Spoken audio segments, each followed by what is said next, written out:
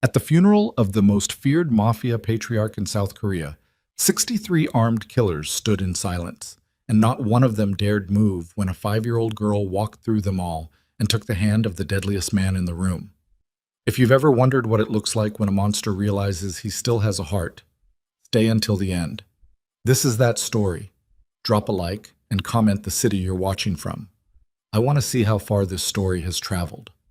The rain came down hard over Mapo district that morning, the kind of rain that doesn't apologize, that drums against rooftops and floods gutters and soaks through the finest wool without asking permission. It was the kind of morning that felt deliberate, like the sky had something to say and couldn't hold it back any longer. Kang Tae-hyun stood at the center of it all and felt nothing. He stood at the front of the funeral hall, hands clasped behind his back, jaw set, eyes fixed on the lacquered black coffin that held what remained of Cha Min-seok, patriarch, legend, father. The man who had built the Cha Kang syndicate from nothing but blood and borrowed time, who had cracked skulls and bent politicians and bought judges and buried secrets across 5 decades, who had, at the very end, died in a hospital bed smelling like antiseptic and old regret, while his only son sat in a penthouse across town and refused to answer the phone. 63 men filled the hall behind Tae-hyun. Not guests, not mourners, soldiers. Each one dressed in black, each one standing with the careful stillness of men trained to suppress every natural human impulse. The urge to shift their weight, to scratch their jaw, to exhale too loudly. They watched Tae-hyun the way wolves watch the animal that just became pack leader, assessing, measuring, waiting to see what kind of man had inherited the throne. Director Cho Sung-kyu stood near the back wall, hands folded in front of him, face arranged into an expression of appropriate grief. He was 51, lean in the way men get when ambition burns hotter than appetite, with silver threaded through his dark hair and eyes that processed everything without ever quite landing on warmth. He had served Cha Min-seok for 19 years. He had expected to guide the transition, perhaps even control it. He watched Tae-hyun's back and thought about patience. A monk at the side of the hall began to strike a ceremonial bell, low resonant strokes that moved through the room like something physical. The incense smoke thickened. Outside, rain hammered the stone steps. That was when the door at the back of the hall opened. No one heard it over the rain and the bell and the collective held breath of 63 armed men.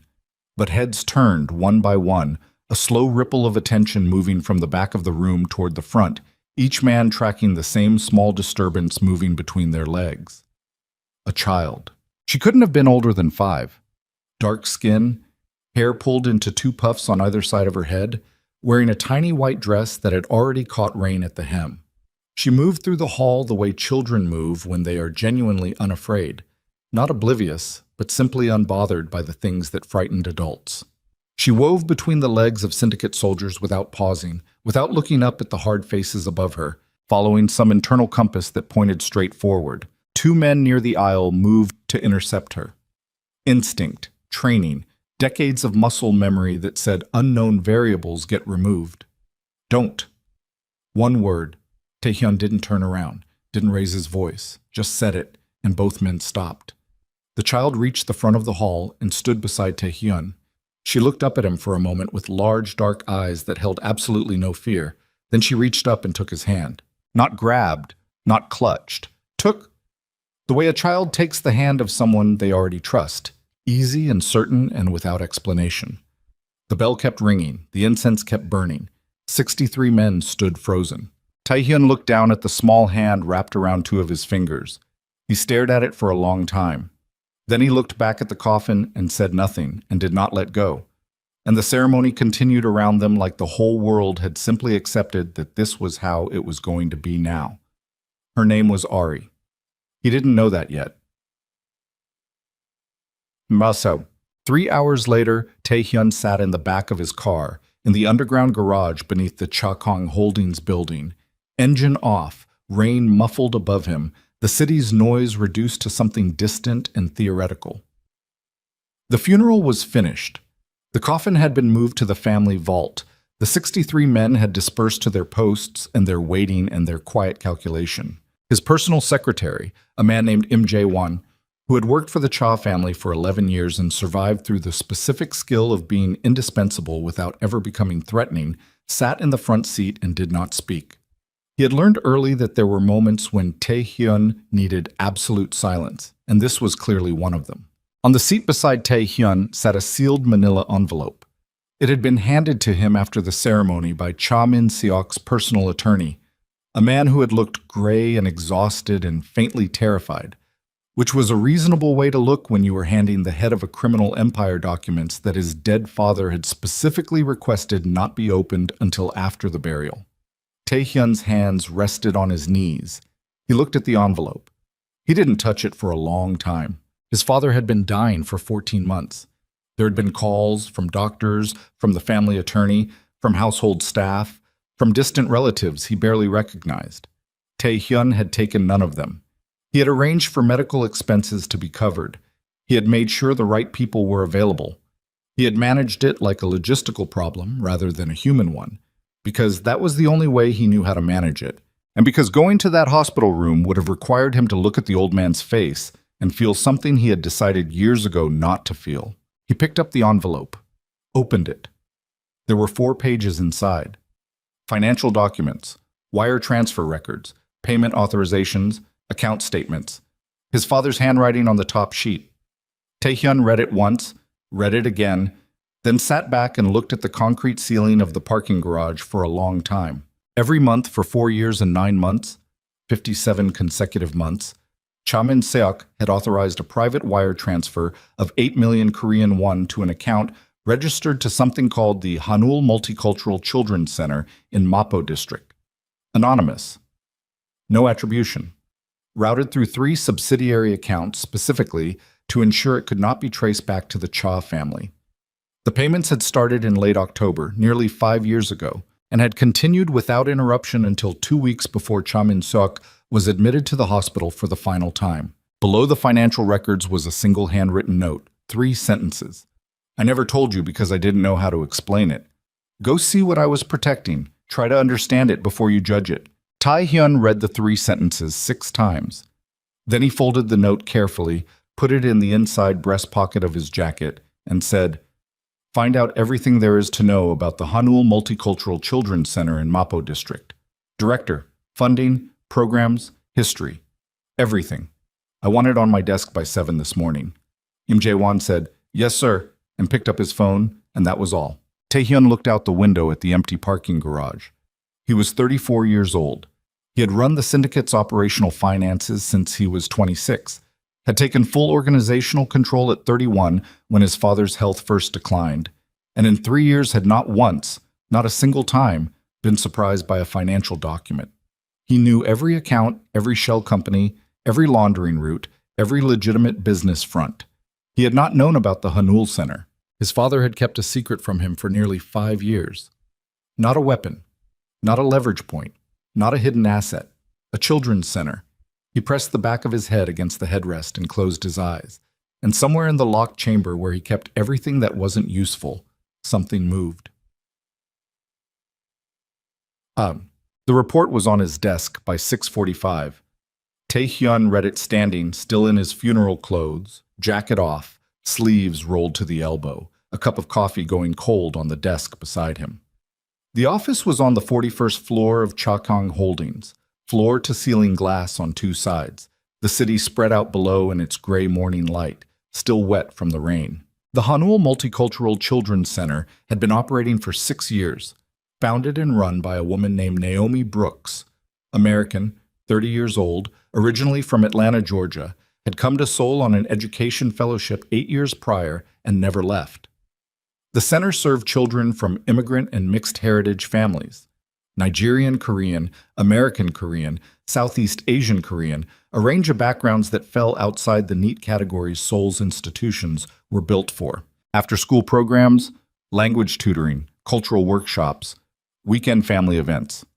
Operated on a combination of small grants, volunteer work, and, as of 57 months ago, a monthly anonymous donation that Naomi Brooks had apparently spent 4 years trying to trace before giving up. Current enrollment, 41 children. Staff, 6 full-time, 9 volunteers. The building was a converted warehouse in the older part of Mapo, leased on a yearly contract that the center renewed in a state of chronic financial anxiety. The center's legal status was stable, but its budget existed somewhere between functional and precarious. There was a photograph in the file. Mjwan had pulled it from the center's public social media, an event photo from a family day 3 months ago. The woman in the center of it, Naomi Brooks, was laughing at something outside the frame, caught mid-movement, one hand reaching toward a child who had apparently just knocked something over. She wore a green apron. Her hair was natural, pulled back loosely. She looked completely unguarded. Taehyun studied the photograph for a moment. Then he turned the page. He also found the child. Ari. The report identified her as Ari Brooks, 5 years old, born in Seoul to an American mother who had died of complications from a rare cardiac condition when Ari was 11 months old. The father was not listed. Naomi Brooks had been named the child's emergency guardian 3 months before the mother's death, had completed a formal adoption 18 months later.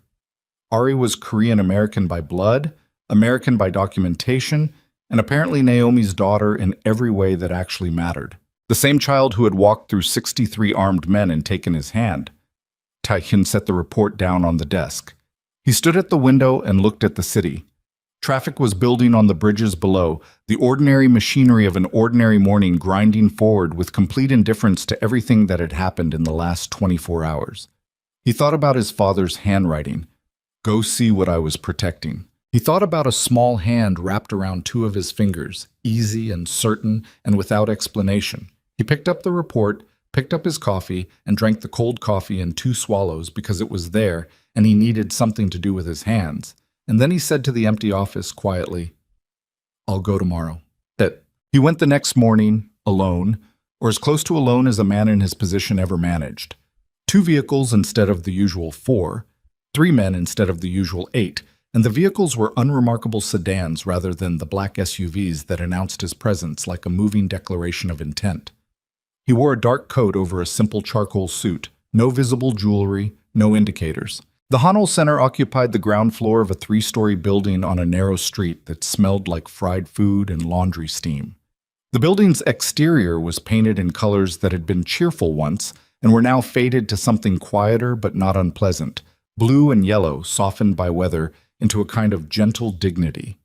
Children's artwork covered a notice board near the front door, paper cranes, painted handprints, a banner in Korean, English, and what looked like Yoruba.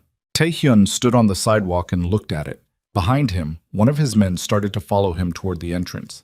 Taehyun said, "Stay with the cars," and walked in alone. The front room was organized chaos. Low tables, mismatched chairs, shelves packed with books, and craft supplies and board games with their boxes held together with rubber bands. 3 children sat at one table doing something with colored paper. An elderly Korean woman was reading aloud from a picture book at another table. The whole room smelled like crayons and rice from somewhere in the back. Nobody looked up when he walked in. He stood in the doorway for a moment, recalibrating, because this was a sensory environment he hadn't been in for approximately 30 years, and it was registering as deeply strange. A woman came through a door at the back of the room carrying a large box of art supplies and talking over her shoulder to someone he couldn't see. "Told you, put the blue temper on the lower shelf, not the upper one. Sujin can't reach the upper." She turned, saw him, and stopped. Naomi Brooks. In person, she was a little shorter than the photograph had suggested, with the kind of stillness that came not from being small, but from being self-contained. She looked at him directly, which was something many people failed to do. Most people in his presence found reasons to look slightly to the side or slightly down. An instinctive deference that had become so normal, he stopped registering it years ago. She didn't do that. "Can I help you?" she said. Her Korean was good, not perfect, but confident, the kind that came from years of daily use rather than formal study. "I'm here to speak with you," Taehyun said, "about the center." "Okay," she said, and set the box down on the nearest shelf. "I'm in the middle of something right now. You can wait over there." She pointed to a plastic chair near the window that was slightly too small for an adult and was also bright orange. He looked at the chair, then he looked at her. "I'll wait," he said. She nodded and went back through the door. He sat down in the orange chair. One of the children at the craft table looked up at him, considered him for a moment with the frank evaluative stare that children deploy without self-consciousness, and then went back to folding paper. Tae-hyun sat and waited. He could not remember the last time he had waited for anything. Naomi came back 22 minutes later. He knew because he checked his watch twice, not because he was impatient, but because the precision was a reflex. She came back without apology, pulled another chair close to his, and sat down in it the way someone sits when they're accustomed to having difficult conversations in small spaces. "You're Kang Tae-hyun," she said. Not a question. He looked at her steadily. "You know who I am. I did my homework after the funeral. Ari told me she held your hand." She said this without drama, just information. "I looked you up." And I thought about whether to file a police report and decided that was probably useless. And then I thought about whether I should be afraid. She paused. I decided that was also not particularly useful. Something moved in Tae-hyun's expression. Not a smile, but the thing that precedes a smile in people who have mostly forgotten how. "Your donor was my father. I figured that out about 10 minutes after you sat down in that chair," she said. "The anonymous transfer patterns matched your father's known charitable routing. I spent a year and a half trying to trace those payments. Once I saw your face, I put it together." She looked at him evenly. "Why are you here?" "He asked me to come and see what he was protecting." Naomi was quiet for a moment. One of the children at the far table dropped something and a small argument began over whose fault it was, and she turned toward it automatically, a quick professional assessment of whether it required intervention, and decided it didn't. When she looked back at him, something in her expression had shifted. "He was a complicated man," she said. "I never met him, but the timing of when the donations started, it was about a month after Ari's mother died. I always thought whoever it was had known her somehow." She paused. "Did he?" "I don't know yet." "Okay," she said. "What do you want from us?" "I don't know yet," he said again, and it was the truest thing he'd said out loud in recent memory. She studied him for a moment. He held the gaze because he was capable of very few things, as naturally as he was capable of holding direct eye contact under pressure. "I'm going to be honest with you," she said. "I don't want anything from you. I don't want money. I don't want protection. I don't want connections. What your father's support meant to us, it kept the lights on during 2 years where I didn't know if we'd survive. I'm grateful for that. But I'm not transferring that gratitude to you automatically. I'm not asking for gratitude." "Good. Then here are my conditions if you want to visit." She said it without blinking. "No armed men inside this building. No arriving unannounced. No using the children for photographs or influence. No trying to convert anything that happens here into leverage or publicity. If any of those conditions are broken, you don't come back." The room was quiet. The children had moved on from their argument to some new project. The elderly woman with the picture book was refilling a cup of water at a small table. Outside the window, the narrow street held its ordinary morning sounds. Tae-hyun looked at Naomi Brooks, this 30-year-old woman from Atlanta who had come to Seoul and built something out of nothing and was now sitting across from the head of one of the most powerful criminal organizations in South Korea and setting conditions for his behavior, and said, "Agreed." She nodded. "Then you can come back on Thursday. We have a STEAM activity in the afternoon. You can sit in if you want." She stood, signaled that the conversation was over, and walked back into the noise of the center. Tae-hyun sat in the orange chair for another moment. Then he stood, straightened his jacket, and walked out into the gray morning street. In the car, one of his men said carefully, "How did it go, sir?" Tae-hyun thought about the orange chair, about the condition that he not bring armed men inside, about being made to wait 22 minutes without explanation or apology. "Fine," he said. "Go." He went back on Thursday, and the Thursday after that, and the one after that. The first 3 visits were exercises in extreme internal adjustment.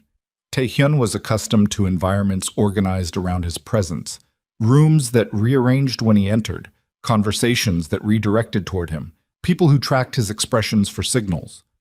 The Hanul Center operated on a different physics. Children ran past him without acknowledgement. Naomi handed him a glue stick once and said, "Can you hold that?" and was gone before he could respond, and he stood there holding a glue stick for 4 minutes while a 7-year-old explained to him, at great length, why the butterfly she was making needed to have exactly 5 layers of tissue paper to look real. He held the glue stick. He listened about the tissue paper. He said, 5 layers. And the 7-year-old said, exactly, you get it, in the tone of someone who had finally found a peer. He started arriving a few minutes before the scheduled time and sitting in his car, which bothered him because it was not something he did, and because he could not explain to himself why the prospect of walking into that particular building generated something in his chest that functioned like anticipation, but felt unfamiliar enough that he wasn't entirely sure that's what it was. Ari appeared in his vicinity consistently, without strategy. She didn't seek him out dramatically or avoid him uncertainly. She just kept turning up near him the way children turn up near things they've quietly decided belong in their orbit. She would sit beside him during activities and narrate what she was doing without asking if he was interested. She would show him things, a drawing, a model, a book she liked, hold them up for him to look at, and then take them back and continue with her day. She called him the quiet man to the other children, which he overheard once and stored somewhere he didn't immediately examine. He watched Naomi work. He did this more than was strictly necessary for any purpose he could have named. She was good at it, not in the way of someone performing competence, but in the way of someone who had solved so many of these particular problems that her body had developed its own solutions. She could de-escalate a crying 6-year-old and simultaneously manage a supply delivery and answer a parent's phone question in a way that made each person feel like they had her full attention. She handled bureaucratic difficulties, permit renewals, grant applications, building management complaints, with a contained frustration that she burned through quickly and completely rather than carrying forward. She did not treat him as dangerous. This was remarkable enough that he thought about it. She was not performing fearlessness. She was simply not afraid, or if she was, she had quarantined the fear somewhere it didn't affect her behavior, and the distinction didn't matter because the result was the same. She spoke to him the way she spoke to the building manager and the supply delivery driver, and the parents who dropped off children, directly, without performance, as if he were simply a person who was present and needed to be talked to. He did not know what to do with this. He found that he did not want it to stop. In his real life, the other half of it, things were moving the way things always moved. There were meetings with syndicate division heads, decisions about territory disputes in Incheon, a complicated negotiation with the Japanese distribution network, the ongoing maintenance of the political relationships that kept the organization's legitimate business fronts functioning smoothly. He moved through all of it the way he always had, with the cold precision that his father had identified in him when he was 16 and said, approvingly, "You feel things too slowly to make mistakes." He had taken this as a compliment. He was no longer entirely sure it was one. Cho Seung-kyu came to him 6 weeks after the first visit with a quarterly financial report and stayed to talk about operational alignment and organizational stability, which were the kinds of words Seung-kyu used when he meant something else. He was a careful man with a careful vocabulary, and Tae-hyun had always known how to read him. "There's talk," Seung-kyu said at the end of the meeting, in the careful tone of a man delivering something unwelcome as a gift. Among the senior directors, about the visits. Tae-hyun looked up from the financial report. What talk? Concern. Some of the men feel that the optics in particular, an outside location, uncontrolled environment, association with, he paused, chose his words, with individuals from communities that are not typically part of our operational sphere. Speak plainly, Seung-kyu. There is a perception, Seung-kyu said, that you have become personally attached to the center, to the woman who runs it. There are questions about judgment. The room was quiet. Tae-hyun set the financial report down. Who's asking these questions? He said. It's diffuse. Concern that's emerged organically among who? Seung-kyu met his gaze. Multiple senior directors. I'm conveying a collective concern. Then convey this back to the collective, Tae-hyun said. My personal activities are not subject to syndicate review. My judgment is not under question, and if I find out that diffuse organic concern is in fact organized deliberate pressure, I will find it extremely interesting to know who organized it. He picked the report back up. That's all. Seung-kyu left. Tae-hyun watched the door close and held the financial report without reading it. He had been aware for 3 weeks that someone in his organization was watching his movements more closely than routine security required. Small signs. A vehicle he recognized twice too many in the Mapo area, a question in a weekly briefing that was slightly more specific about his whereabouts than the briefer needed to be. He had filed this information in the part of his mind where he kept things he was not yet ready to act on. He filed Seong-kyu's visit there too. He put it beside the other things and looked at them together for a moment. Then he went back to the financial report because he was who he was, and the organization ran on his attention whether he felt like giving it or not. On a Thursday in the 6th week, he arrived at the center to find the front door propped open and Naomi in the small kitchen at the back, standing over a pot of something that smelled like ginger and coconut, arguing quietly with a phone she'd propped against a box of kitchen supplies. I understand what the assessment says, but the assessment was done by someone who has clearly never actually been in this building, because if they had been in this building, they would know that the ventilation issue is in the back room, not the... No, that's not what I... She looked up, saw Tae-hyun in the doorway, and held up one finger. He leaned against the doorframe and waited. The call lasted 4 more minutes. He listened to half of a bureaucratic dispute about a building safety assessment with the same focused attention he gave to intelligence briefings, because it was the same cognitive activity, extracting relevant information from a stream of words, identifying the actual problem beneath the stated problem, calculating paths forward. When she hung up, she looked at him with the expression she wore when things were annoying her, a specific compression of the area around her eyes that he had cataloged somewhere in the past few weeks without consciously deciding to. Building management, she said. The safety assessment came back with a flag on the ventilation in the children's activity room, which is fine. It's a real issue. I know it's a real issue, but their proposed timeline and their proposed cost are... She stopped. You don't need to hear about this. Tell me the actual problem, he said. She looked at him. Why? Because you spend energy on problems that have available solutions, and I find that inefficient. That's a very warm way to put it, she said. The actual problem, he repeated. She set down the wooden spoon she'd been holding. Building management wants us to hire their preferred contractor, who's going to charge 3 times the market rate and take 6 weeks to do a job that could be done in 4 days. In the meantime, they're using the assessment flag to threaten our occupancy permit. Who owns the building? She named a property management company. He knew it, a mid-sized firm that operated in Mapo and Yongsan, not directly connected to anything in his organizational sphere but adjacent to several business relationships. Give me the assessment document, he said. Tae-hyun. I'm not going to do anything to anyone, he said. Give me the document. She looked at him for a moment longer than was comfortable, then reached into a folder on the counter and handed him a 2-page form. He read it in approximately 90 seconds.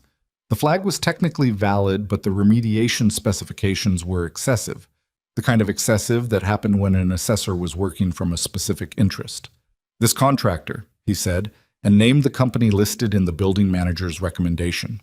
Yes? They're a subsidiary of a holding company that manages several properties in this district. The assessor and the contractor are almost certainly financially affiliated. This is a standard pressure play.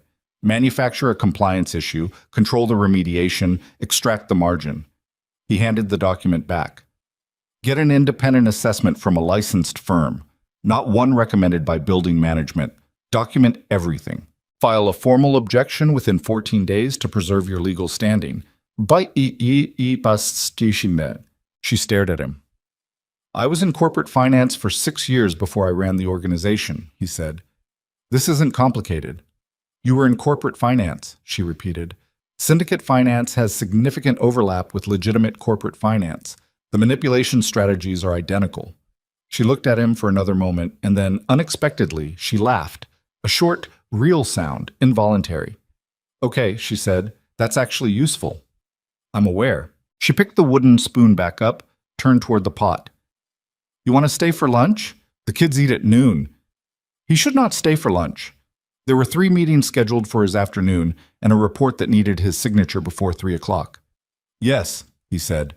He ate lunch at a table that came up to his mid-thigh, surrounded by 11 children who were largely indifferent to his existence except for Ari, who climbed into the chair beside him, arranged her rice and soup with great care, and then looked up and said, You're not scared of anything. He looked at her.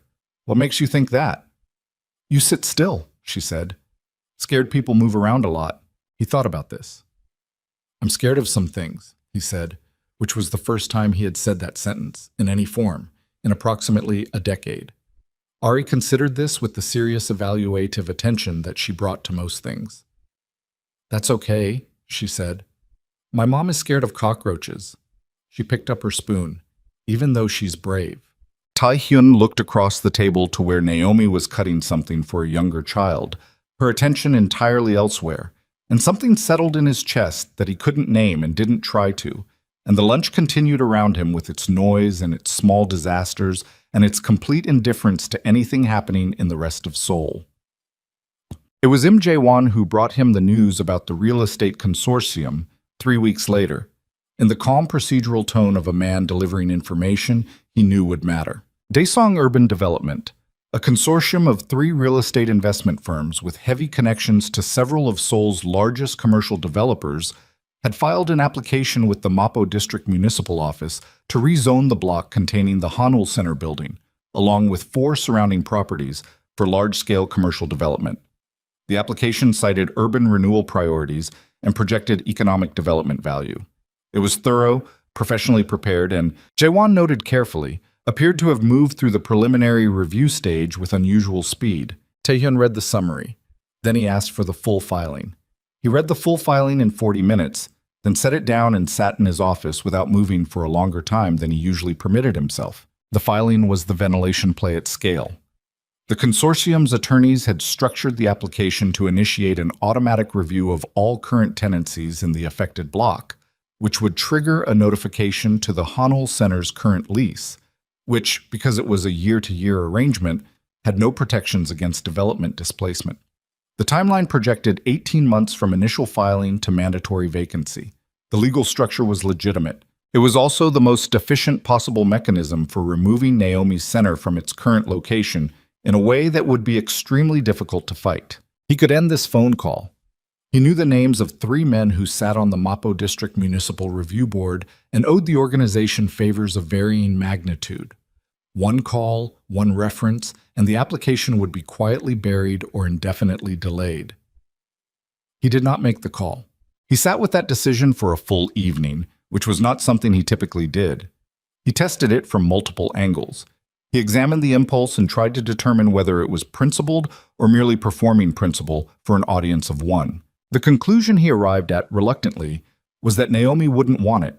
Not because she didn't understand the world, she clearly understood a great deal about the world, but because the thing she had built at the center was built on an independence that mattered to her beyond its practical value.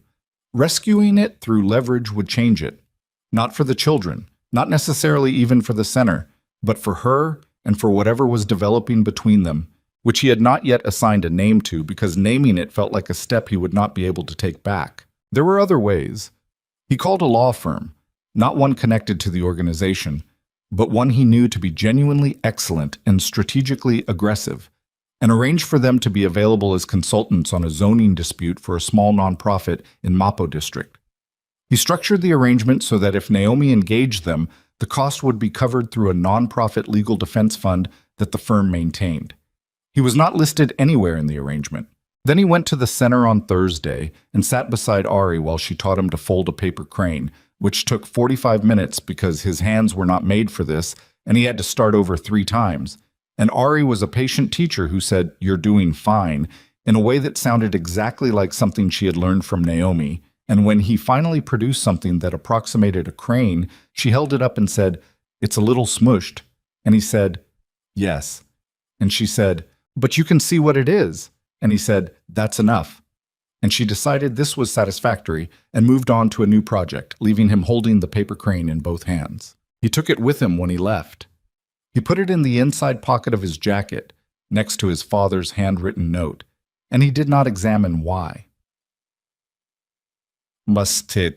He found out about the surveillance on a Thursday morning. It came from an unexpected source. One of his men who managed General Security Intelligence had picked up a subcontracted observation operation running in the Mapo area, professional but not syndicate affiliated, using a rotating 3-person team and a vehicle change every 4 days. Standard middle-tier corporate surveillance. The observation targets, confirmed through a secondary intercept, were Naomi Brooks and the Hanol Center building. His man delivered this information with the specific, careful neutrality of someone who understood that the content was dangerous. Tae-hyun read the surveillance report in the car outside the center, engine running. Thursday morning activity sounds filtering through the closed windows. He sat with the information. He turned it over. He laid it alongside everything else he'd been accumulating over the past 2 months. Seung-kyu's careful words about collective concern, the unusual speed of the consortium's zoning application, the technical flag on the building assessment that had preceded it, and now a private surveillance operation targeting the one person he had visited consistently and who could not be easily explained away by operational necessity.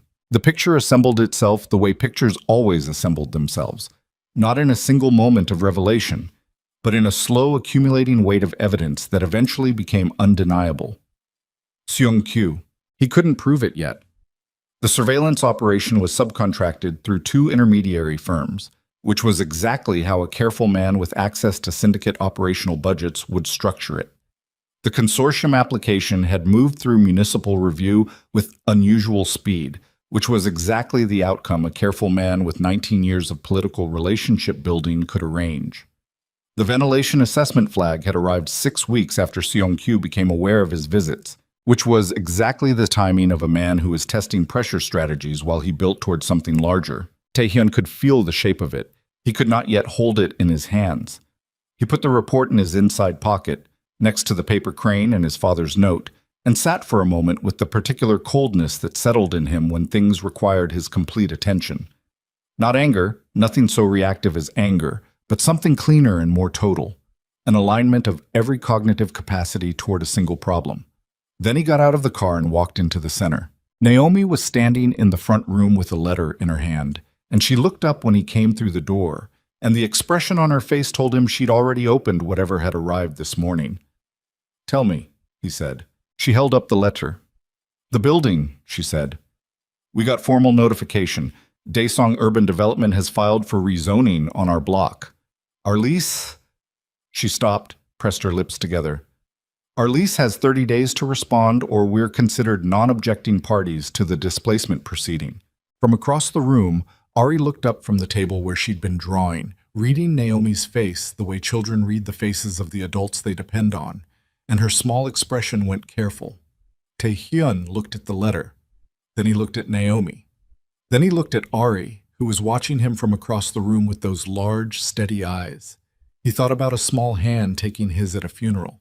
He thought about a paper crane that was a little smushed, but you could see what it was. "Sit down," he said to Naomi. "Let me see it." She handed him the letter. He read it. He read it again. He set it down on the table and looked at her and said, "I know someone. A law firm. They're very good, and they owe nothing to anyone connected to this filing. Tae-hyun. They do pro bono work for nonprofits through a legal defense fund. It's legitimate. I'm not pulling strings." He paused. "I'm telling you about a resource that exists." She looked at him for a long time. Something moved in her expression, the careful weighing of a woman who had survived by trusting her own judgment and knew exactly what she was doing when she trusted something else instead. "Okay," she said. "Give me the contact information." He wrote it down on a piece of paper from the front desk, in his actual handwriting, and handed it to her. Their hands did not quite touch.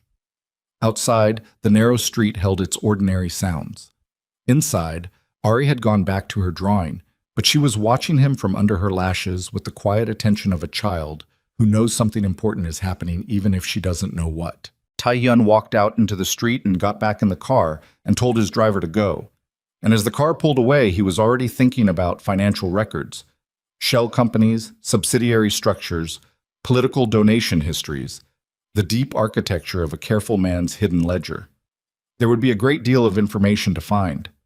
He was going to find all of it. What he did not yet know, what he would not find out until the following week, at a dinner at the center when one of the older volunteers let something slip that Naomi had been holding back about a day that had happened nearly 5 years ago, about a man who had come to the center and sat in the back and watched the children play. and then walked outside and stood against the wall in the alley and pressed the back of his fist against his mouth while his shoulders shook, was that his father had been here.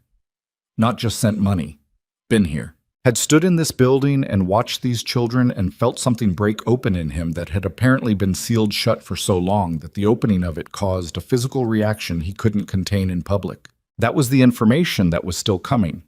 That was the thing that would change him in a way the financial records and the surveillance reports and the mounting evidence against Seong-kyu could not. But right now, in this car, moving through the late morning traffic of Mapo district, Tae-hyun looked out the window and thought about a letter with a 30-day clock on it, and a woman who had built something worth protecting with her own hands, and a little girl who thought scared people moved around a lot. And the voice in him that he kept very quiet said, not her, not them, whatever it costs. He just didn't know yet how much it was going to cost, or who was going to try to make him pay it. The law firm's name was Park & Co. Associates, and Naomi called them on a Monday morning from the small office at the back of the center with the door closed, and Ari at school, and the volunteer staff handling the morning reading program without her.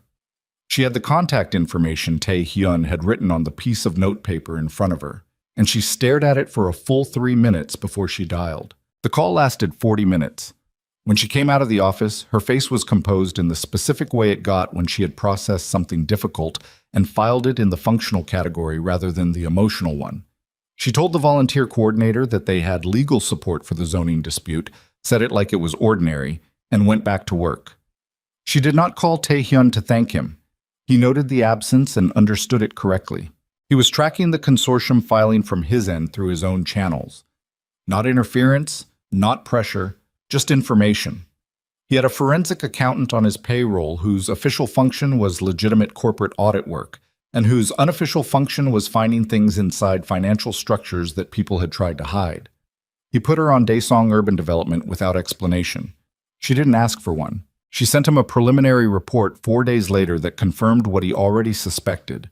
The consortium's capital structure included a series of investment vehicles that traced through 2 layers of intermediary holding companies back to accounts connected to Cho Seong-kyu's personal financial network. He read the report at 10 at night in his office, and then he put it in a locked drawer and sat in the dark for a while. He was building a case. He needed it to be complete before he moved, because an incomplete case against Seong-kyu, a man who had spent 19 years learning the organization's pressure points, would give Seong-kyu time to respond, and Tae-hyun did not want to give him time to respond. He wanted the floor to disappear entirely, and all at once. So he waited. He continued the Thursday visits. He watched the legal case develop through the law firm's updates, which Naomi forwarded to him without comment.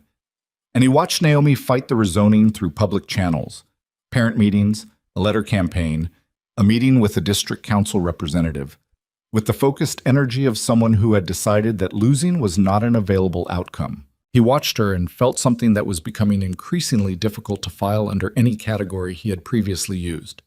It was Seong-kyu who forced the timeline. The meeting was called for a Thursday morning. A full syndicate financial review, all senior directors required, starting at 9. Tae-hyun took his seat at the head of the table in the Chakang Holdings conference room and registered immediately that the room had a specific quality of arranged tension, the kind that happened when multiple people had talked to each other before walking in and had agreed on something. 8 men around the table. Seong-kyu at the far end, hands folded, face correct. The financial review ran for 40 minutes. Numbers, projections, operational summaries, the normal machinery. Tae-hyun moved through it at his standard pace, asked the questions that needed asking, approved what needed approval. Nothing in his expression changed. When it was done, nobody moved to leave. He waited. Director Han Sung-jin, the oldest man in the room, a syndicate member since before Tae-hyun was born, who had survived 4 internal power transitions through the specific skill of reading which way things were going before they got there, cleared his throat. "There's a secondary matter," he said, and his voice had the weighted quality of a man reading from a script he hadn't written.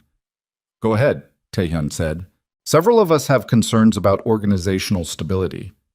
Han looked at the table, specifically regarding external associations that may create exposure.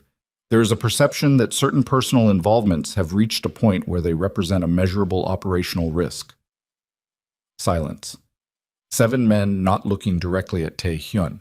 One man, Seong-kyu, looking at him with the patient attention of someone watching for a specific reaction. Tae-hyun said, "Say what you're saying." Han said, "The visits to the center in Mapo. The woman. People are watching how you spend your time and drawing conclusions about where your attention is." "And where do they think my attention is?" Nobody answered. "I'll ask directly," Tae-hyun said, and his voice dropped a register that everyone in the room recognized. "Is anyone at this table suggesting that my judgment is compromised?" Han looked at his hands. The man to Tae-hyun's left found something interesting about the wall. 3 men across the table maintained very careful neutral expressions.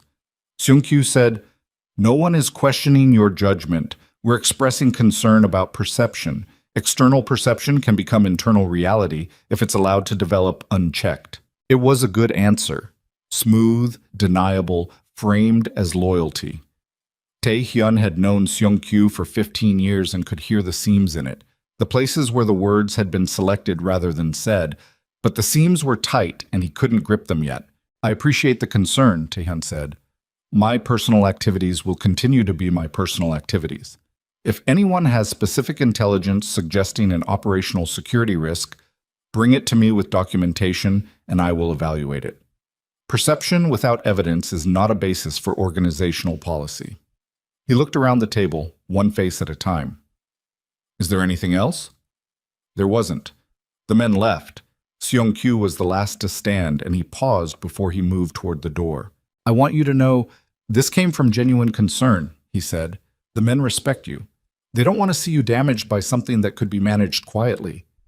Tae-hyun looked at him. "I know you mean that, Seong-kyu." He said it the way you say something that is technically true and carries zero warmth, and Seong-kyu heard both of those things and nodded and left. Tae-hyun sat alone in the conference room for 3 minutes. Then he called his forensic accountant and said, "I need the complete picture, whatever it takes. 2 weeks." He went to the center that afternoon instead of Thursday. He told himself it was because his schedule had shifted.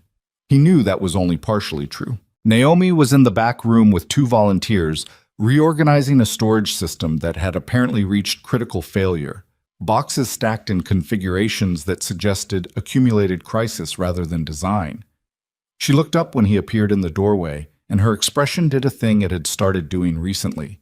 A very brief, almost imperceptible settling, like she'd had a thread of tension and it had released slightly at seeing him. He didn't think she was aware she did it. "You're not Thursday," she said. "My schedule changed." She looked at him more carefully. She'd gotten better at reading his face in the past 2 months, or maybe he'd become less careful about what he let show in her presence, and he wasn't sure which of those was actually happening. "What's wrong?" "Nothing operational." That's not the same as nothing. He looked at the storage chaos around them. "I'll help with this." "You don't have to." "I know." He took off his jacket, hung it on a hook near the door, rolled his sleeves. The 2 volunteers stared at him with identical expressions of baffled uncertainty. He picked up a box and said, "Where does this go?" They reorganized the storage room for an hour.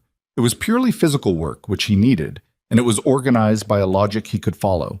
Naomi's system, once he understood it, was efficient and specific and completely her, and it required just enough focused attention that the conference room receded to a manageable distance. Ari came back from school in the middle of it, dropped her bag by the door, assessed the situation in approximately 4 seconds, and decided to help by handing people things and offering opinions on organizational decisions that nobody had asked for. She handed Tae-hyun a box of art supplies and said, "That goes on the 3rd shelf on the left." And he put it there without question, and she said, "Good," in the tone of a very small project manager. When the room was done, Naomi sent the volunteers home and made tea and brought it to the front room where Tae-hyun had sat down in the not quite large enough orange chair that had somehow become his chair over the past months. Ari had fallen asleep on the small couch in the corner with a book open on her chest, which happened with enough regularity that there was a blanket folded on the arm of the couch, specifically for this purpose. Naomi sat across from him and didn't say anything for a moment. Outside, the street noise had settled into its evening register, quieter and more specific. Tell me something about your father, she said. Something you actually remember. Not the organization, not the patriarch. Him. He looked at her. Why? Because you've been sitting with something since you came in, and I think it has more to do with him than with whatever happened at work today. He was quiet. She waited, which she was very good at. Not pressuring silence, just holding space for it. He used to make doenjang jigai on Sunday mornings, he said finally, before any of the household staff arrived. I'd come downstairs and he'd be standing at the stove in a t-shirt, and he'd hand me a bowl without turning around, like I was supposed to be there, like it was the most normal thing in the world. He paused. By the time I was 16, the staff arrived early enough that it stopped. Or maybe I stopped coming downstairs. He looked at the sleeping Ari. I don't remember which. Naomi wrapped both hands around her tea. The center has been getting calls, she said. Formal inquiry calls. Questions about our operational compliance, our grant documentation, our fire safety certification. She said it without drama, just facts. They're not random. Someone is building a file. I know. Her eyes came up fast. You know.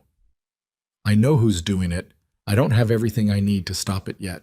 The air in the room changed. Tae Hyun. Her voice had gone to the direct register, the one she used when she was done with surrounding material and needed to get to the center of something. Are we in danger, Ari and I? He met her eyes and did not look away. There is surveillance on this building. I have people monitoring it. The surveillance is informational right now. They're building pressure, not planning action. But, he stopped. But I want you to be aware. I want you to vary your routines. Don't be predictable about your times. Don't, he stopped again, differently this time. His jaw tightened. I should have moved faster. She set her tea down. Don't do that. What? The thing where you take responsibility for something you couldn't have controlled. I've watched you do that with decisions your father made 20 years ago. You weren't running the organization when he made choices that created whatever's coming at us now. You're doing what you can with what you have. He looked at her. He opened his mouth and closed it again, and something about that, the fact that she had made him not have words, which happened to him essentially never, crossed his face briefly before he controlled it. There's more, he said, about my father and this place. He hesitated, and the hesitation was visible, which meant he was letting it be visible. Someone told me, one of your older volunteers at the dinner last week. She said a man came here about 5 years ago, sat in the back, watched the children, then left, and he stopped. Naomi was watching him with complete stillness. Cried, he said. The word came out like he was setting something down that had been heavy. She said he stood in the alley and cried. Hansi mentioned him to me once, Naomi said quietly. She said she didn't know who he was, that he came back twice more and then stopped coming. She thought he might have lost a child. He didn't lose a child, Taehyun said. He had one. One he spent 30 years preparing to inherit a criminal empire, and somewhere in the last 5 years of his life, he came here and watched other people's children, and he stopped. His voice had gone flat in the way it went when he was controlling something with considerable effort. And I didn't answer the phone. The room was quiet. Ari's breathing was slow and even on the small couch. He left you the note, Naomi said. He sent you here. I know. That was his version of Sunday morning doenjang jjigae. She said it simply. It was the thing he knew how to do. Something moved in Taehyun's face. He looked at the window. Outside the narrow street held its evening sounds, ordinary and indifferent, the city going about its business with complete unconcern for anything happening in this room. He said, I need to ask you something, and I need you to answer honestly. When have I not? If I had to make a move against the man responsible for this, against the person building the case against your center, it's going to be internal. It's going to be done inside my organization. Some of it will not be legal, in the traditional sense. He looked at her steadily. Knowing that, do you want me to continue? The silence that followed was the most specific silence he had experienced since the funeral. I'm not going to tell you to do something illegal, she said. That's not an answer. I know. She looked at Ari, then she looked back at him. I trust you to make the decision you would make regardless of whether I was in the picture. I trust that the decision you would make regardless of me would be the same one you'll make now." She paused. "That's not the same as asking you to do it, but it's also not asking you to stop." He nodded. Once. And she understood that the conversation was complete. He got up and put his jacket back on. Ari stirred on the couch, blinked at him, said, "You're leaving," in the thick voice of someone not quite awake. "Yes," he said. She considered this. "Okay," she said, and closed her eyes again. He walked to the door. Naomi walked with him, and at the threshold she said quietly, so it didn't carry, "Be careful. Whatever you're doing, be careful." He didn't say anything back. He nodded and stepped out into the evening street and kept walking. And halfway to the car, his phone buzzed with a message from his forensic accountant.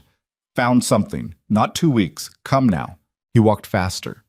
The city moved around him with its noise and its light and its complete indifference. And somewhere in the Cha Kong Holdings building, Cho Seung-kyu was sitting in his corner office doing whatever careful men do in the hours before everything they built begins to come. The forensic accountant's name was Yoon Mi-rai, and she worked out of a small office on the 14th floor of a building in Yeouido that had no signage on the door and no record in the Cha Kong organizational chart.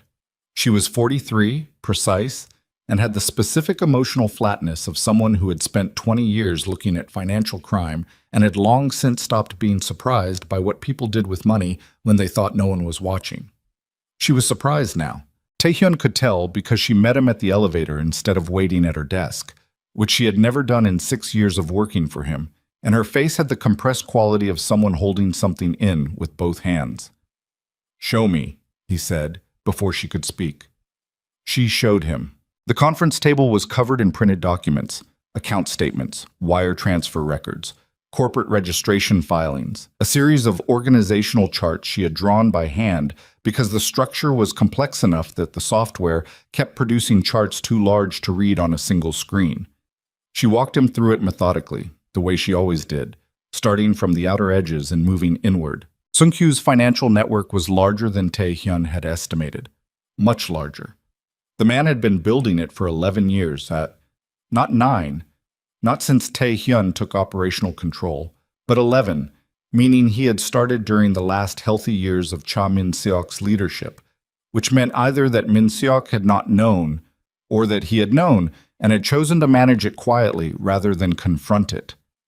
Taehyun filed that question in the back of his mind and kept listening.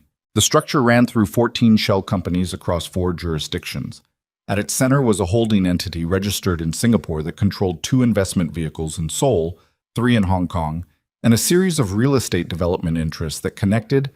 And here Mi-rai paused and tapped the organizational chart with one finger, directly to Daesong Urban Development. Taehyun looked at the chart. "He built the consortium.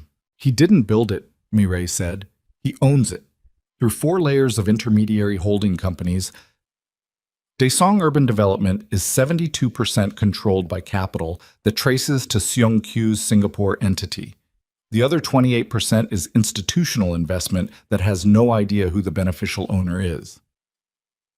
She moved her finger to another section of the chart. "He's also been siphoning from the syndicate's legitimate business accounts, not large amounts individually, between 3 and 8 million one per transaction, routed as standard operational expenses, but consistently over 11 years. She paused. "The total is 4.3 billion won." The room was quiet. 4.3 billion, Taehyun said. "Conservative estimate. There may be additional structures I haven't found yet." He looked at the chart. He looked at the number. He stood there in Mi-rai's small office with the city spread out through the window behind her and processed, with methodical completeness, the full scope of what he was looking at. 11 years. The entire duration of his own involvement in the organization's finances, which meant that for 6 years from the time he took over operational financial management until this moment, he had been reviewing accounts that Seung-kyu was manipulating, and he had not seen it. He had not seen it. "The routing method," he said. "Legitimate expense codes. He used real vendors, real transactions, as cover, then created parallel transactions of similar amounts through the same vendors routed to the intermediary accounts. The discrepancies are in the decimal level rounding differences. You would only find them if you were looking specifically for them. She said this without inflection. She was not absolving him and she was not indicting him. She was just telling him the method. He nodded once. How long to compile a complete evidentiary package? If I work through the weekend, 72 hours. Work through the weekend? She nodded. He picked up his jacket, which he had set on the chair when he came in, and then he set it back down because there was one more question. The surveillance on the Hanul Center, he said. The subcontracted team in Mapo. Can you connect it to his network? Mireille pulled a single page from a separate stack. Already did. The surveillance firm is owned by a company that shares a registered agent with one of Seongkyu's domestic shell entities. It's not direct, but it's documentable. Taehyun picked up his jacket and left. In the elevator going down, he stood with his hands at his sides and breathed carefully and did not move. The elevator opened into the building lobby. He walked through it and out into the cold night air of Yeouido and got into the back of the waiting car and said, "Drive." And his driver drove, and he sat in the moving dark and let himself feel, for exactly 4 minutes, the full weight of what Mirai had just shown him. 11 years. A man he had known for 15. A man who had sat in his father's conference rooms and his own, who had attended the funeral and stood with the correct expression of grief, who had delivered concerns about collective perception with the careful voice of a loyal subordinate. 11 years of parallel construction, parallel theft, parallel scheming, running beneath the surface of everything Tae-hyun thought he knew about his own organization. He had not seen it. At the end of 4 minutes, he stopped feeling it and started working with it, which was the transition he had learned to make at 16 and had never stopped making since. And he took out his phone and began making notes. The closure order arrived on a Tuesday. Naomi called him. She didn't usually call. She texted, brief and factual, the communication style of someone who conserved direct contact for things that required it. When his phone showed her name, he knew before he answered. They filed for emergency closure, she said.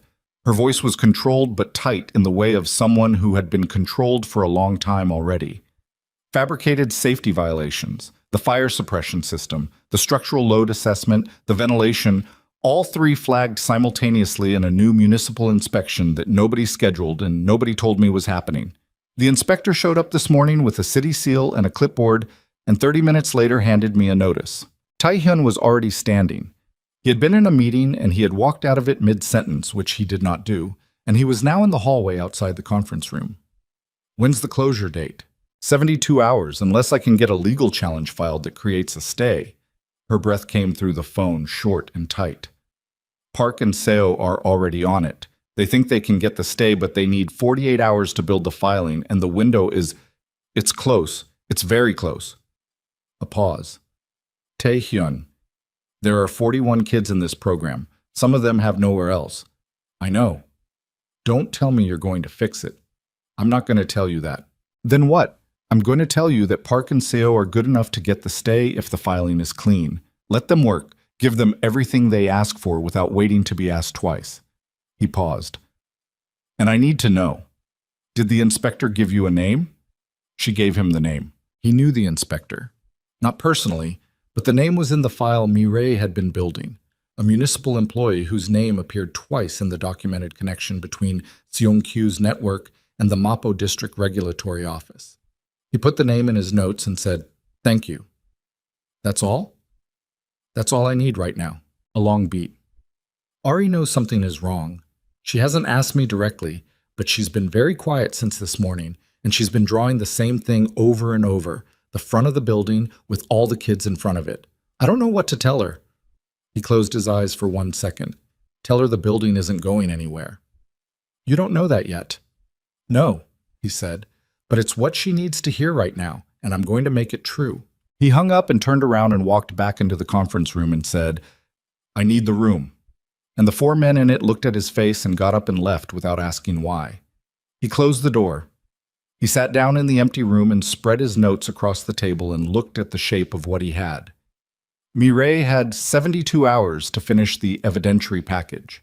The legal stay needed 48 hours. The closure order was 72 hours. The numbers fit, if nothing else moved. He called Mireille. I need the inspector documentation prioritized. Everything connecting Park Chulho to Seongkyu's network, documented and formatted for legal submission by tomorrow morning. A pause on her end. I can do that. But it compresses the rest of the timeline. Do the inspector first. She hung up without acknowledging the order, which was her equivalent of yes. He made 2 more calls. One to Park and Seo to let them know documentation was coming that would support a corruption argument in the stay filing. One to his head of security to double the monitoring on the Hanul Center building for the next 72 hours.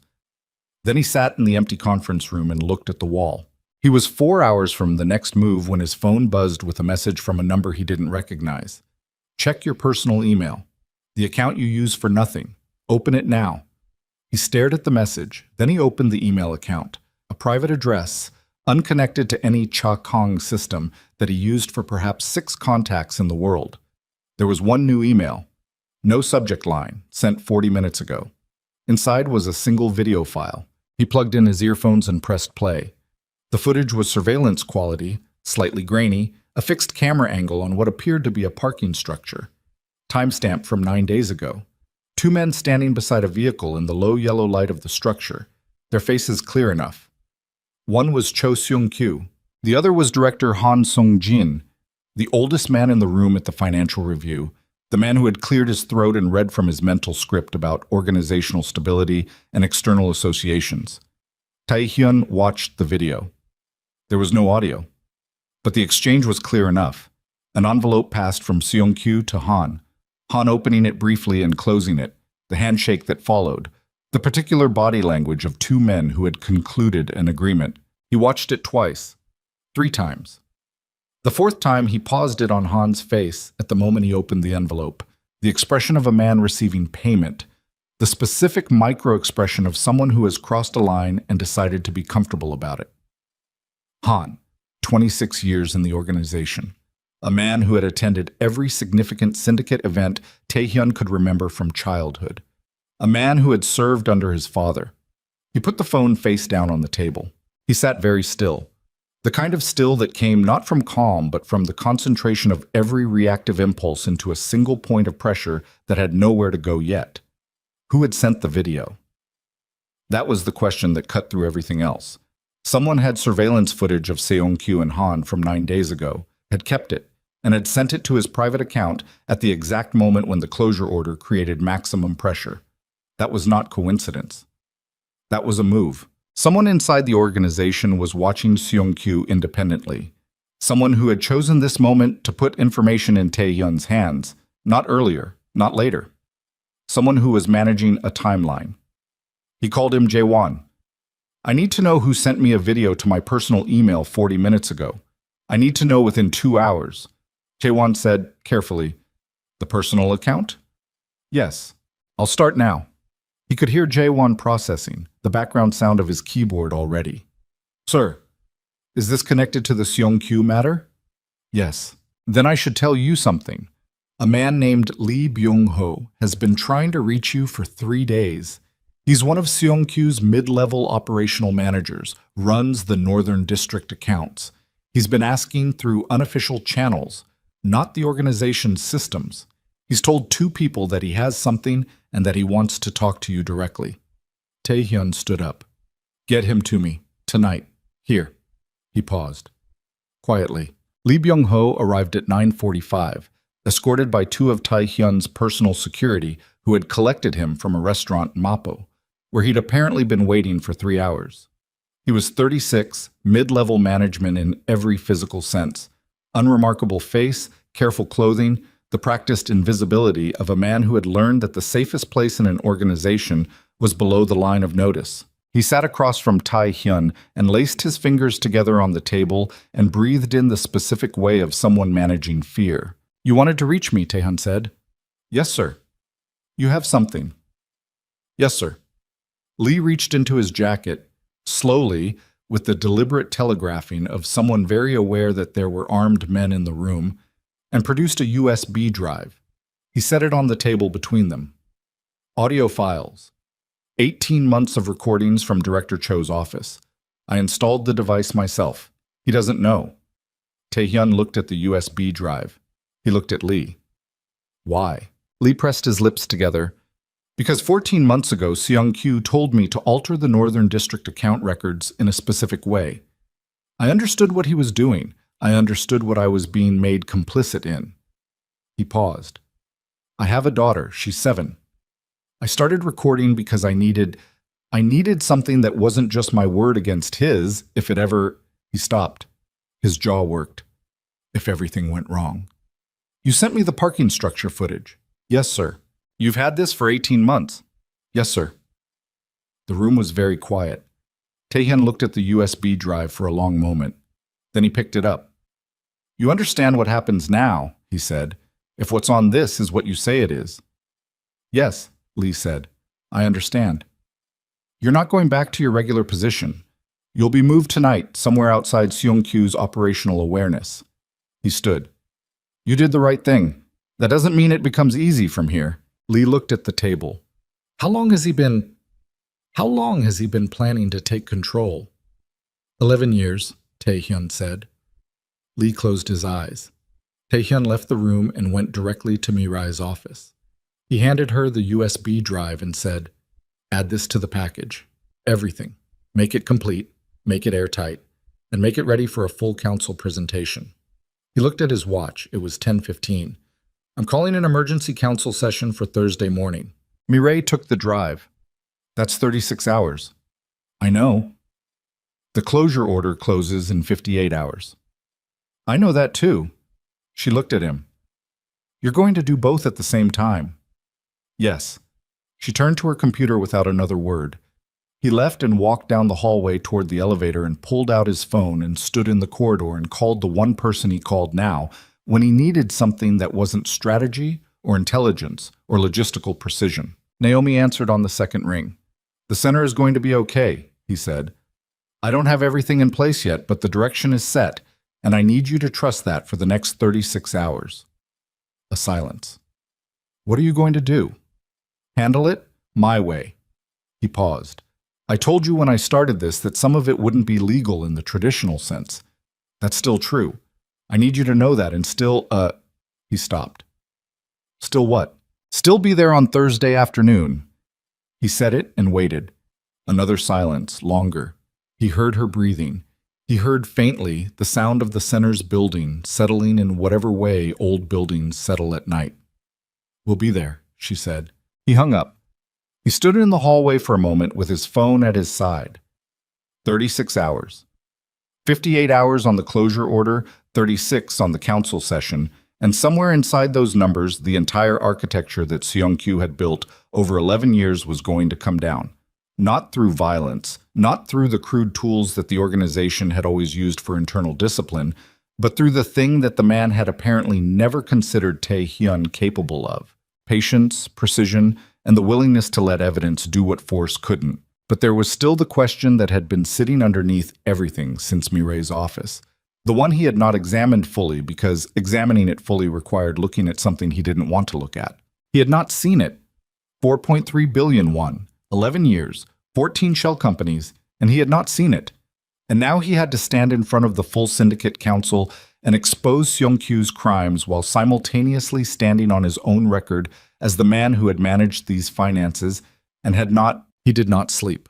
He sat at the long table in his office with Mi-rae's documents spread across every surface and Lee Byung-ho's audio files running through his earphones one file at a time. And he worked through the night the way he had learned to work through the nights that mattered, without urgency in his body, because urgency in the body produced errors, but with a completeness of attention that left no room for anything else. Coffee went cold beside him. The city outside the floor-to-ceiling windows went dark, and then began, around 4 in the morning, to turn the specific gray that preceded dawn in Seoul, the color of concrete reconsidering itself. The audio files were extraordinary. Seung-kyu's voice on the recordings was different from the voice Tae-hyun had known across 15 years of meetings and briefings and careful conversations. In the recordings, he was looser, more direct, the vocabulary of careful deniability replaced by the language of a man operating in what he believed was absolute privacy. He talked about timelines. He talked about the council members he had approached and the ones he was still working. He talked about Tae-hyun, referred to him consistently as the boy, which landed somewhere in Tae-hyun. Hyun's chest with a cold, specific weight that he noted and set aside. He talked about the center in Mapo in terms that were purely instrumental: a pressure point, a vulnerability, a mechanism for demonstrating that Tae-hyun's judgment had been compromised by personal attachment to people who had no place in the organization's world. He talked about Han. He talked about two other council members whose names Tae-hyun recognized and filed. And in one recording dated 7 months ago, he talked about Cha Min-seok. Tae-hyun pulled out one earphone when he heard his father's name. He rewound the file 40 seconds and listened again, leaning forward slightly over the table, his whole body going still in the way it went when something required his absolute attention. Sung-kyu, on the recording, speaking to an unidentified second voice. The old man knew. In the last year, he knew. He confronted me directly, told me he had the account records, told me he was deciding what to do. And then he got sick, and then he got sicker, and then he died, and the records went with him. Or I thought they did. A pause on the recording, then, the boy doesn't know his father was protecting him. He thinks Min-seok was sentimental. He wasn't sentimental. He was buying time. He was waiting to see if the son was strong enough to handle it without being told. Tae-hyun sat back in his chair. His father had known for at least the last year of his life, which meant during those 14 months of hospital visits that Tae-hyun had not made, while he was managing his father's situation from a distance like a logistical problem, his father had been sitting on this, had been holding it, had been, in his own way, trying to determine whether to trust his son with it or whether the trust would break something that couldn't be fixed. And then he had died with it, and sent Tae-hyun to a children's center in Mapo and written 3 sentences in his own handwriting and left the answer inside the question. Go see what I was protecting. Try to understand it before you judge it. He hadn't meant just the center. He hadn't meant just Naomi and Ari and the 41 children. He had meant, go find out who you are when someone puts something human in front of you. Go find out if you're capable of protecting the right things. And when you've answered that, when you know whether you have what it takes to be more than what I made you, come back and deal with what I left unfinished. Tae-hyun sat in the gray pre-dawn light of his office and looked at the spread of documents on the table and understood for the first time and completely what his father had done. Not the cowardice he had assigned to it, not the sentimentality he had assumed. A test. Brutal and loving in equal measure, the way his father had always been.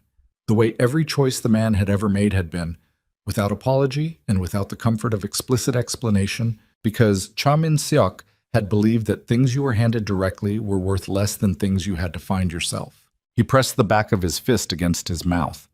He sat like that for a while.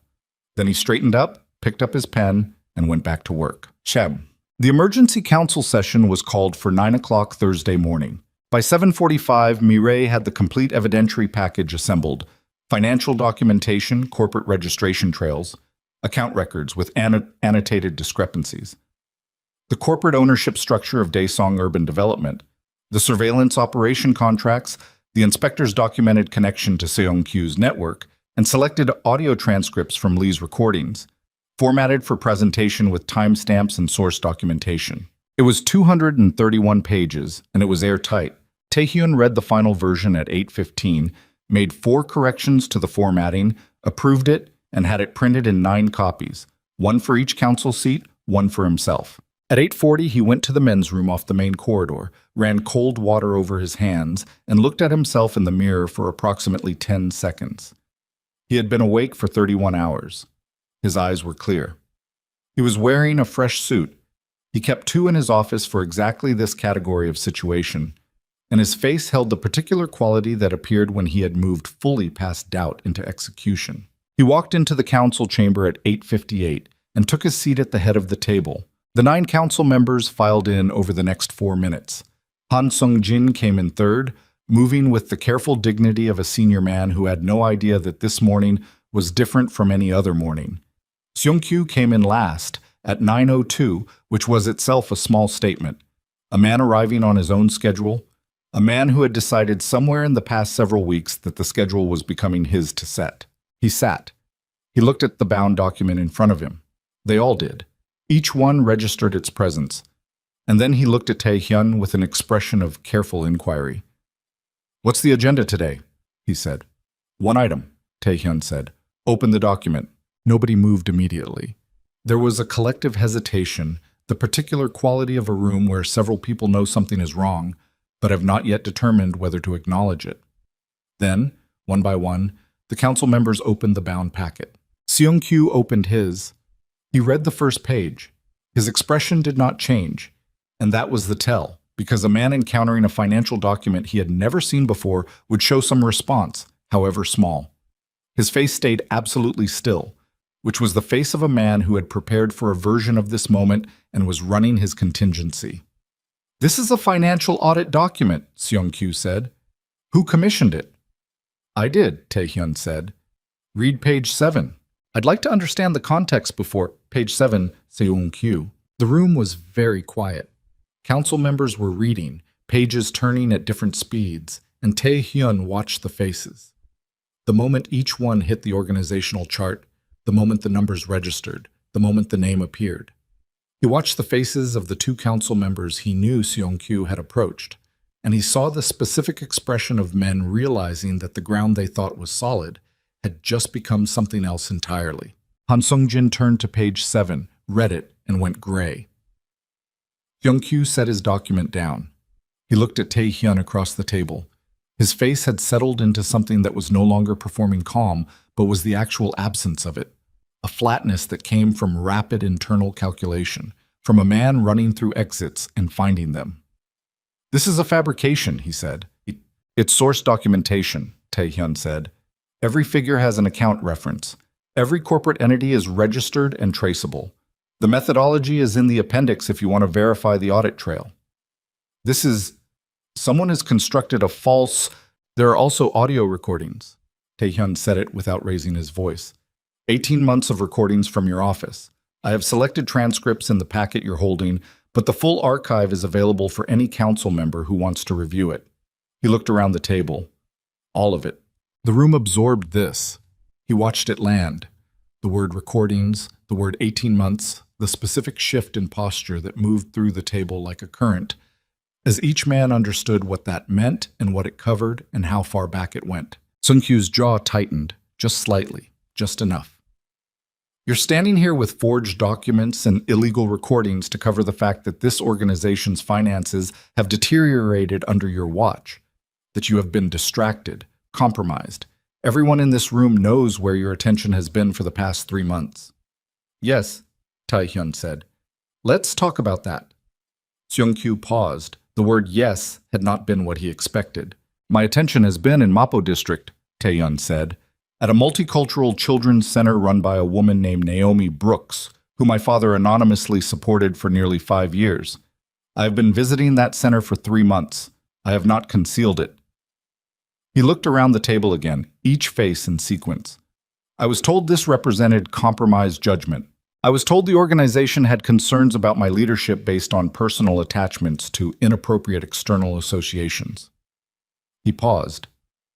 "I want to be precise about what those associations actually are. They are a woman who builds things for children that other people won't build, and a 5-year-old girl who walked through this organization's soldiers at my father's funeral and took my hand because she had no understanding of why that should frighten her." He let that sit in the air for a moment. "I'm not ashamed of either of those things." Seung-kyu said, "You've confirmed everything we were concerned about." "No," Tae-hyun said. "I've confirmed that I'm capable of more than what this organization has traditionally required of its leaders. There's a difference." He opened his own copy of the document. "Now, 4.3 billion won, 11 years. Let's go through it." He went through it. He went through it the way Mireille had gone through it with him, methodically, from the outer edges in, each shell company, each routing mechanism, each falsified expense code. He went through the Daesung urban development connection. He went through the surveillance operation. He went through the inspector. He went through Han's parking structure meeting with a photograph pulled from the back of the packet, a still frame from the surveillance footage, crisp and specific and undeniable. Han said nothing. He looked at the photograph, and he looked at his hands, and he said nothing. Seung-kyu held for longer than Tae-hyun had expected.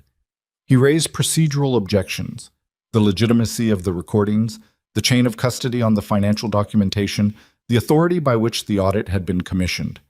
Each objection was answered. Tae-hyun had anticipated all of them.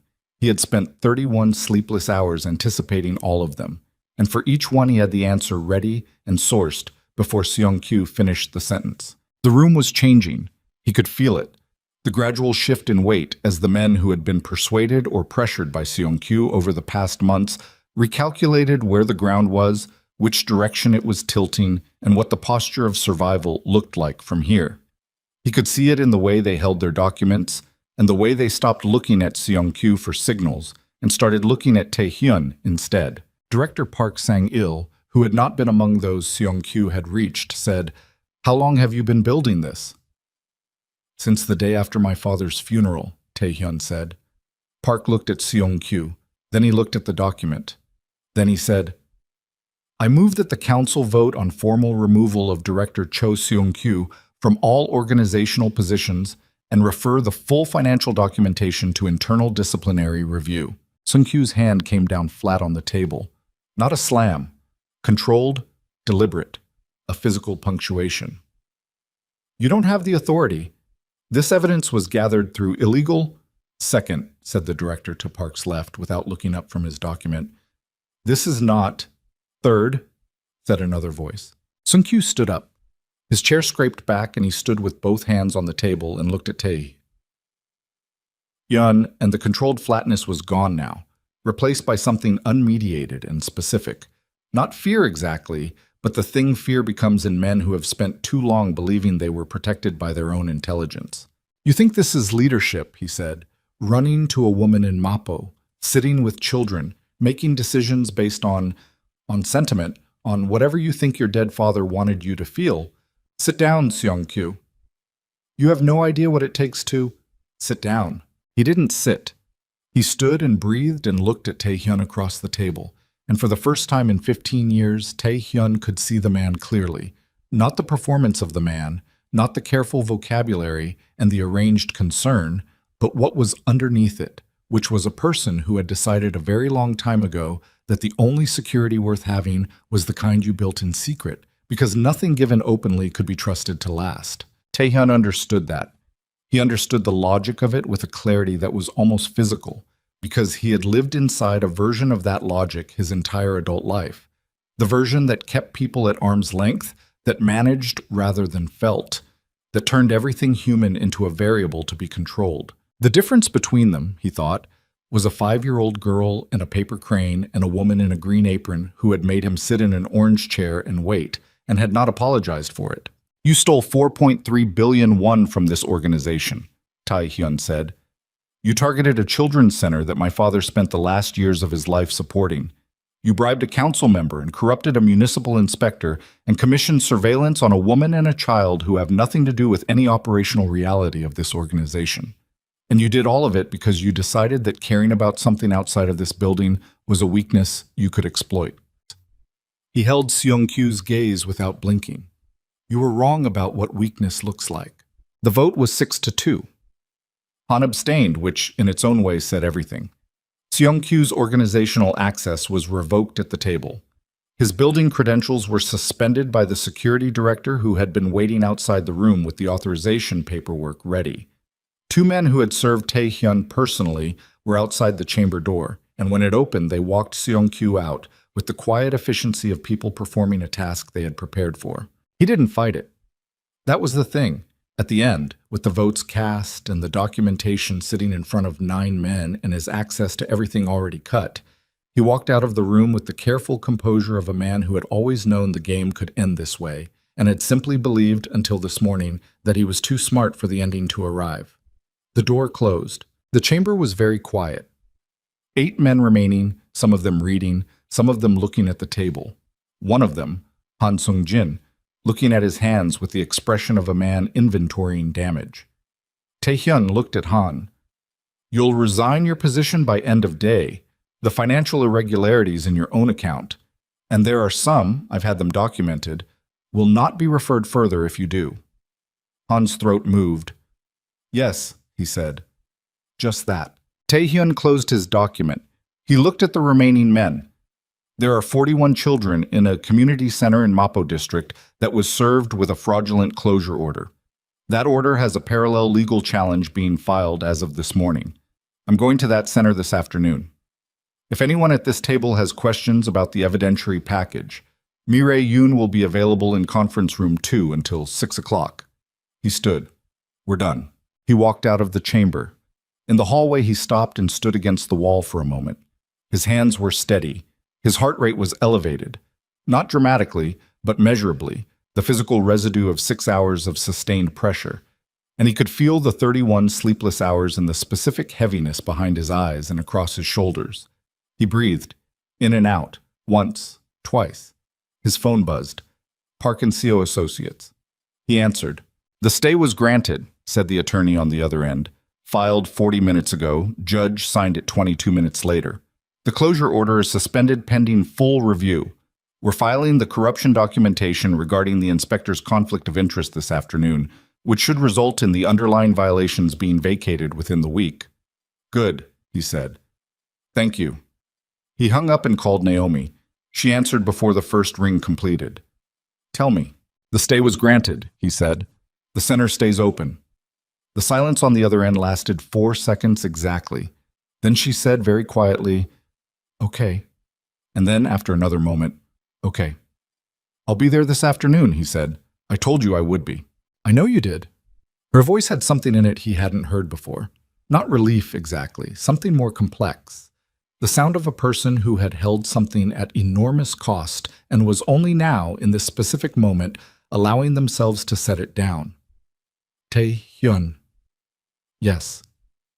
Whatever you did this morning, whatever it cost. She stopped.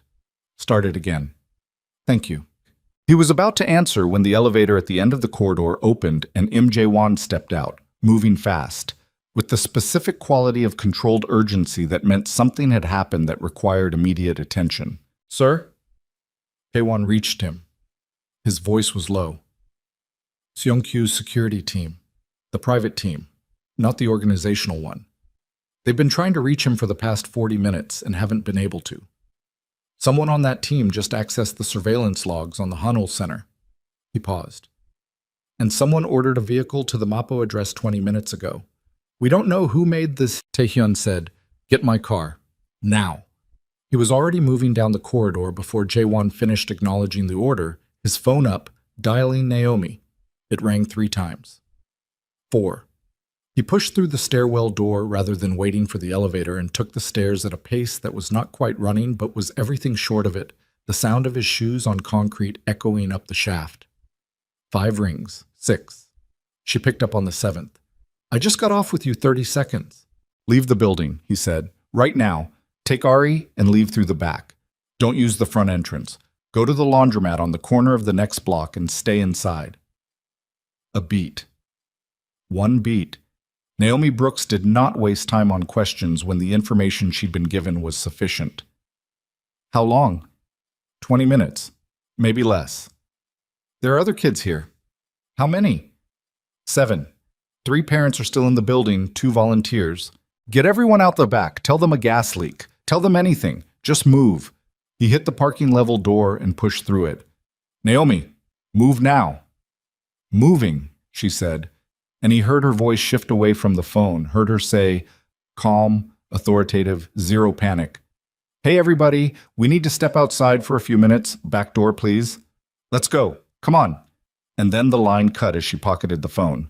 His car was already pulled up, driver out, and holding the door. He got in. Jae-won slid in from the other side, 2 security vehicles behind them. What do we know? Tae-hyun said. The vehicle order came from a private number connected to one of Seong-kyu's external contractors. Not the surveillance team, different. We think it's the same unit he used for physical operations in the Incheon territory dispute last year. Jae-won's voice was level, but his hands, folded in his lap, were tight. 2 men, possibly 3. They were already in Mapo when the order was placed. They were staged, pre-positioned. Which meant Seong-kyu had set this in motion before the council session, as a contingency, as the thing that happened if the session went wrong. A man who had spent 11 years building contingencies had built one more, and it pointed at a woman and a child in a converted warehouse on a narrow street in Mapo district. ETA, Taehyun said. 14 minutes if traffic holds. He looked out the window. Traffic in Seoul at this hour held for nobody. Go through Mapo Bridge and tell the security team to move up. The driver moved up. The city slid past the windows in its ordinary and different way, and Taehyun sat in the back seat with his phone in his hand and did something he hadn't done in years. He sat with the fear rather than filing it. He let it be present. The specific cold weight of it, Naomi's voice on the phone going calm while she moved 7 children out a back door. Ari somewhere in that building. The image of a small hand taking his at a funeral. He let all of it sit in his chest without managing it, because there was nothing to do with it yet, and pretending it wasn't there would not make him more effective. It would make him less. He had learned that from watching Naomi work. The way she felt things and moved through them rather than around them. The way her competence and her emotion ran together rather than one suppressing the other. He had spent 34 years believing that the suppression was the skill. He was beginning to understand it was the liability. His phone buzzed. A text from a number he didn't have saved. Back entrance, 2 minutes out. Don't call police. He stared at the text. Then he dialed the number. It rang once. Don't call police, the same voice said. Male, middle-aged, the flat tone of a man performing a task. Who authorized you? Taehyun said. A pause. You know who. Seong-kyu is no longer in a position to authorize anything. His organizational access was revoked 38 minutes ago. Another pause. Longer. That's not... We were briefed that... You were briefed on a contingency that no longer applies. Whatever you were told to do in that scenario, it's void. Seong-kyu is finished. If you proceed, you'll be proceeding on your own, with no organizational cover and no extraction support, against a target that my personal security team is now converging on. He kept his voice even. I'm telling you to stand down. I'm telling you once. Silence on the line. He heard breathing. He heard faintly the sound of a vehicle interior. A door, a muffled exchange between 2 people. We're standing down, the voice said. We weren't going to. It was meant to be a pressure play. Photographs. A warning. Leave Mapo, Taehyun said. Don't come back. He hung up. He didn't know if they would. He didn't trust that they would. He rode the remaining 6 minutes to Mapo in the same position, watching the streets, and when the car turned onto the narrow road, he was out before it fully stopped, moving toward the laundromat on the corner with the 2 security men from the vehicle behind him, keeping pace without being told to. The laundromat had a steamed-up front window and a bell above the door that rang when he pushed it open. Naomi was standing near the back between 2 industrial dryers, one hand on Ari's shoulder, the other holding her phone. 3 parents stood in a cluster near the folding tables, looking uncertain and vaguely alarmed. 2 volunteers sat against the wall. The 7 children were spread between the parents and a small bench near the window, with the particular resilience of children who had been told something was happening but hadn't been told what, and had decided that proximity to adults they trusted was sufficient for now. Ari saw him when he came through the door. She crossed the laundromat in 8 steps, quick, certain, the way she moved when she had decided something, and stopped directly in front of him and looked up. Her face was unreadable in the specific way her face got when she was managing something, an expression he recognized because it was almost identical to one Naomi made. There wasn't a gas leak, she said. No, he said. Was it because of you? He crouched down so he was at her level. The floor of the laundromat was slightly damp and his suit trousers were going to carry the evidence of this. He didn't care. Yes, he said. It was connected to something I was dealing with. It's been handled. She looked at him for a long moment with those large, steady eyes. Is it done now? Yes. She considered this. Then she stepped forward and put both arms around his neck, which she had not done before. All the previous physical contact had been her hand in his, brief and purposeful, but this was different. This was a child who had decided he was safe enough to hold, and it hit him somewhere behind his sternum with a force that was completely disproportionate to the physical reality of a 5-year-old's embrace and entirely proportionate to what it meant. He put one hand on her back, carefully, like something he didn't want to break. Over Ari's shoulder, he looked at Naomi. She was watching him with an expression he hadn't seen on her face before, Open in a way she didn't usually permit herself, the careful self-containment she wore like a second skin briefly absent. She said nothing. She didn't need to. The formal dissolution of Cho Seung-kyu's position was completed within 48 hours. His personal financial network, the Singapore entity, the 14 shells, the 4.3 billion won in accumulated theft, was subjected to a full internal audit and recovery proceedings. The Singapore entity was reported to the relevant authorities through channels that were deliberately legitimate, because Tae-hyun had decided that the exposure needed to be real and permanent rather than managed through the organization's usual methods. Some of that money would never be recovered. Most of it would. The recovery process would take years, and he knew it and accepted it. Han Sung-jin submitted his resignation the same evening as the council session. He sent it by letter, handwritten, which had the quality of a man choosing a form that felt appropriate to the magnitude of what he was acknowledging. Tae-hyun read it and filed it and did not respond. Lee Byung-ho was relocated and reassigned to a position that put significant distance between him and anyone connected to Seung-kyu's former network. The reassignment came with a recognition that was not formal and was not announced, because the organization didn't work in formal public announcements, but it was real, and Lee understood it was real, which was what mattered. The inspector, Park Chul-ho, was referred to the Municipal Ethics Commission through the documentation that Park and Seo submitted alongside the stay challenge. He resigned from his position before the formal investigation concluded. The Hanwoo Center's fabricated safety violations were officially vacated 11 days after the closure order was issued. The center received a clean compliance certification from an independent assessment firm 3 weeks after that. Daesung Urban Development's rezoning application was withdrawn. The consortium dissolved its MAPO holdings within the month, and the building that housed the Hanwoo Center signed a 5-year lease renewal at terms that were unexpectedly favorable, arranged through a property negotiation that Naomi handled herself with a lawyer she trusted, without asking Tae-hyun's involvement. He didn't offer it. She told him about the lease renewal on a Thursday, sitting in the center's front room with their respective cups of tea, with the building quiet around them, because the day's programs had ended and the last child had been collected an hour ago. 5 years, she said, guaranteed. Good, he said. She looked at him. I want you to know I did it myself. I know you did. I wasn't involved. I know you weren't. She turned her cup in her hands. I checked. Something moved in his expression that was almost amusement. You checked. I checked, because I needed to know. She set the cup down. And I needed to know that you'd let me. He was quiet for a moment. Did you think I wouldn't? 6 months ago? I didn't know you well enough to be sure. She met his eyes directly. Now I'm sure. The room held its quiet. Outside, the narrow street had gone dark, the evening sounds settling into their familiar register.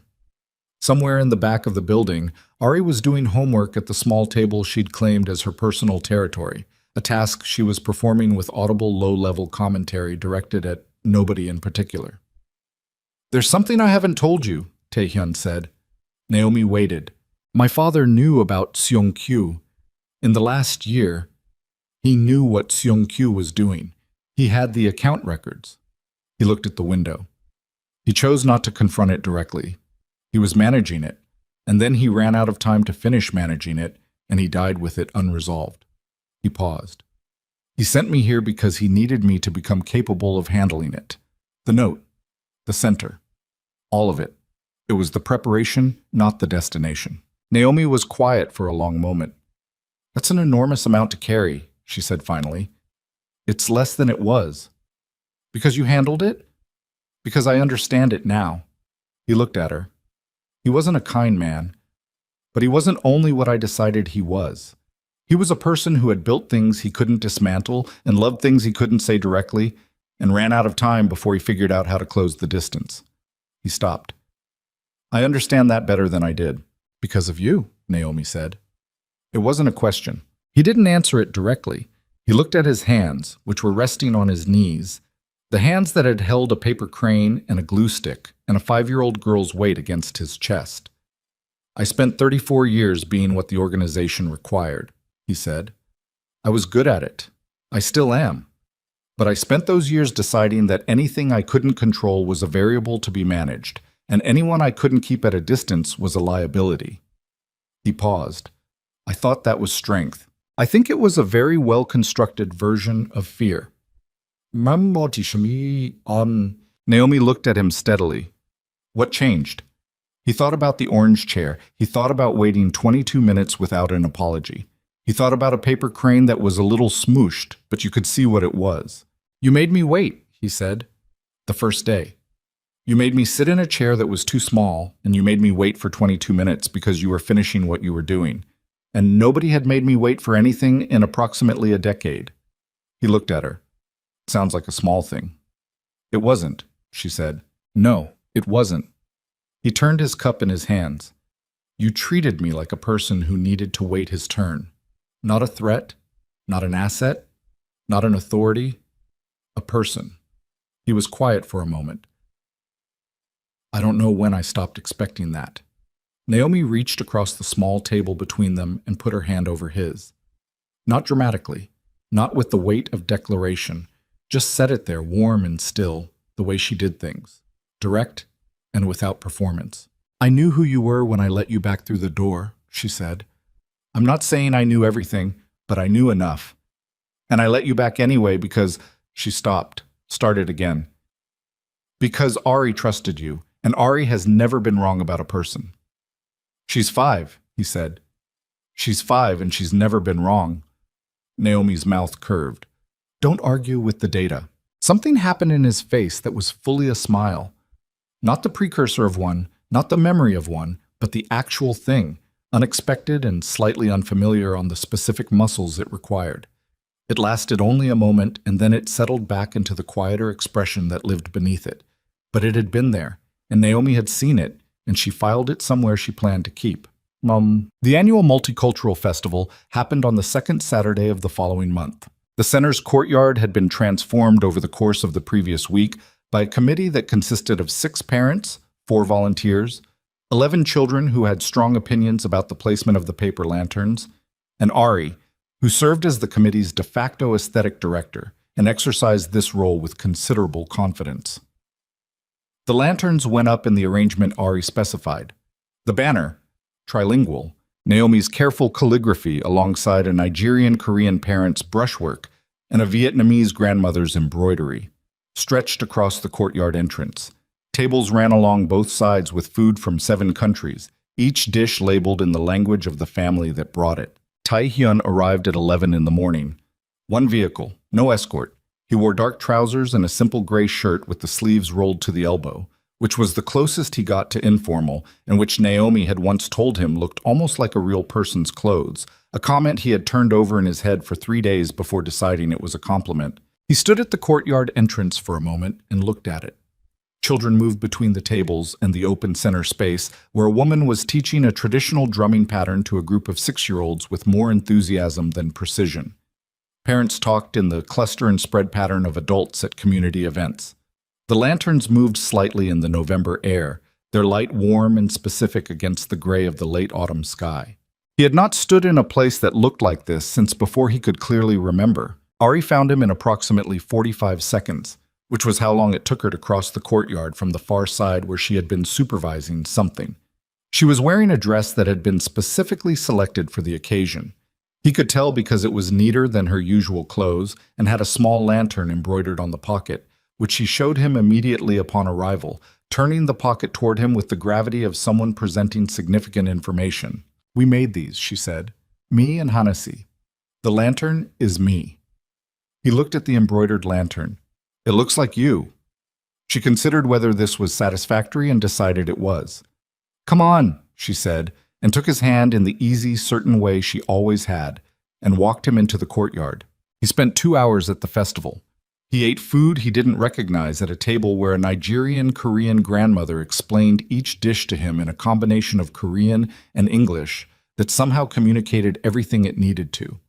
He sat beside a 7-year-old boy named Marcus, who was teaching himself to fold origami fish, and who accepted Tae-hyun's assistance without comment and without gratitude, which was its own kind of respect. He helped carry 2 long tables from the storage room to the courtyard, when an impromptu expansion of the food area required them, because he was there and he was capable and nobody had asked.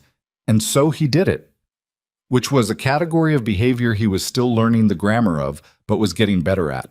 He watched Naomi move through the festival the way he had watched her move through the center for months, present everywhere, fully, without the performance of omnipresence. She stopped at every cluster of people long enough to mean it. She laughed 3 times in the 2 hours, each time at something that was actually funny, the unguarded laugh that he had cataloged early and returned to often. She found him twice in the crowd to check something practical, once about the table placement, once to ask if he could hold a box of supplies for 30 seconds, which expanded to 4 minutes, which she apologized for when she came back and he said there was no need to apologize. And she looked at him with a brief private smile that was different from the ones she wore for the room. Around 1 in the afternoon, the drumming workshop concluded and the courtyard settled into a quieter register, the festival's energy converting from the kinetic to the social. Children began the winding down negotiations of tired and happy. Parents started the packing up maneuvers of people who had stayed longer than they planned and were glad of it. Ari reappeared at Taehyun's side with both hands behind her back and an expression of careful premeditation. She had been working towards something. He could tell from the approach, the particular quality of her attention. "I made you something," she said. "Yes," he said. She brought her hands from behind her back. A paper crown. Constructed from the gold and red festival paper that had lined the food tables, folded and assembled with considerable effort and structural ambition, decorated around the edges with small drawn stars and what appeared to be a tiger, which was Ari's recurring motif across approximately 40% of her artwork. "It's for the quiet man," she said. It was what she had called him in the beginning, and she had never stopped. He had come to understand it was not a diminishment. It was her name for him, the thing that distinguished him from other people in her private taxonomy, the specific quality she had noticed first and decided mattered. He crouched down. She placed the crown on his head with both hands, with the focused seriousness of a ceremony. "There," she said, and stepped back to assess. She tilted her head. "It's a little crooked." "Is it the important kind of crooked?" She considered. "No, you can see what it is." He stayed crouched for a moment longer, at her eye level, and looked at her.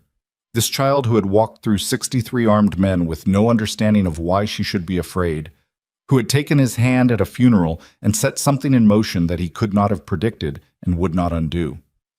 He looked at her face, which was open and certain and completely unguarded, and he thought about all the things that had to be true for this specific moment to exist.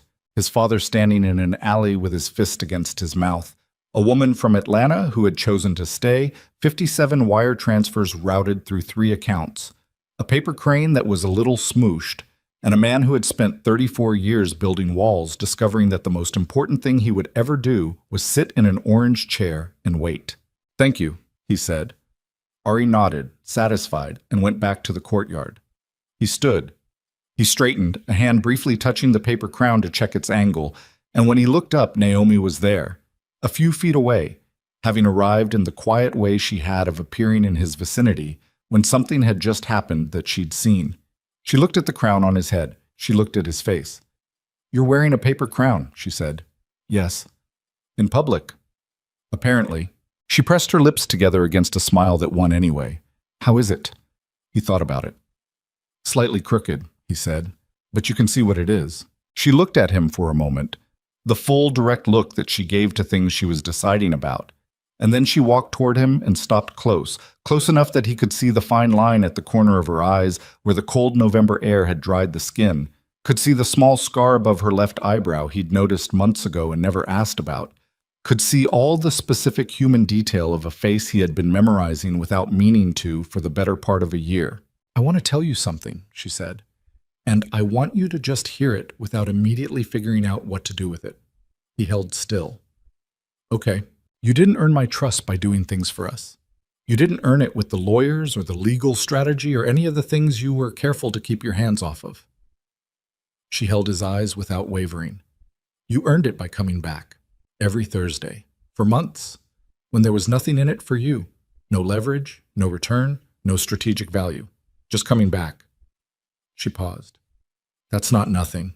For someone like you, someone who has spent his whole life doing things that have a return, That is not nothing.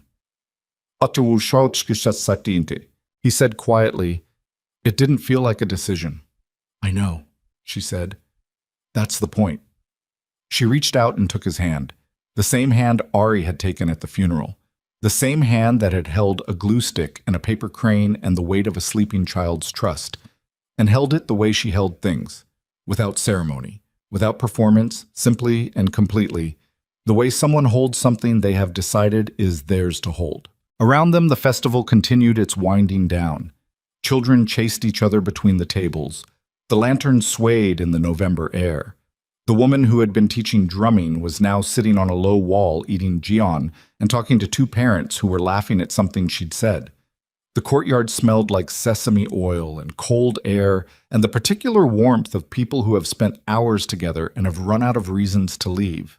Taehyun stood in the middle of it with a paper crown on his head and Naomi's hand in his, and looked at the courtyard.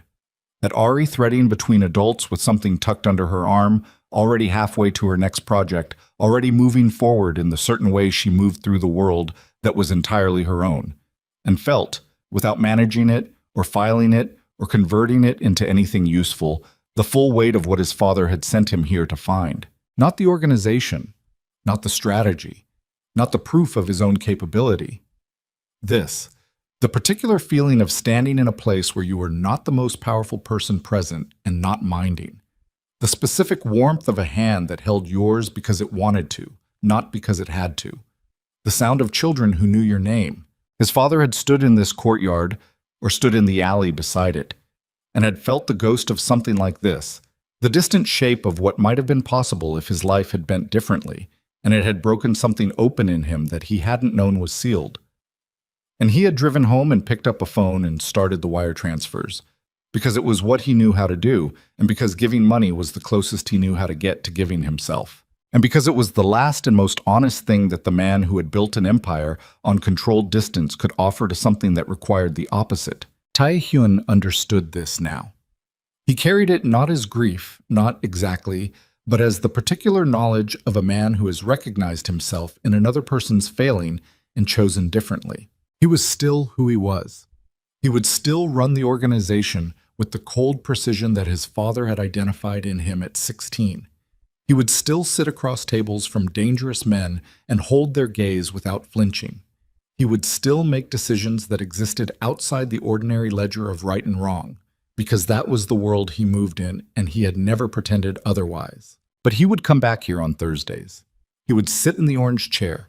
He would hold glue sticks and paper cranes and the small, careful trust of a child who had never once been afraid of him.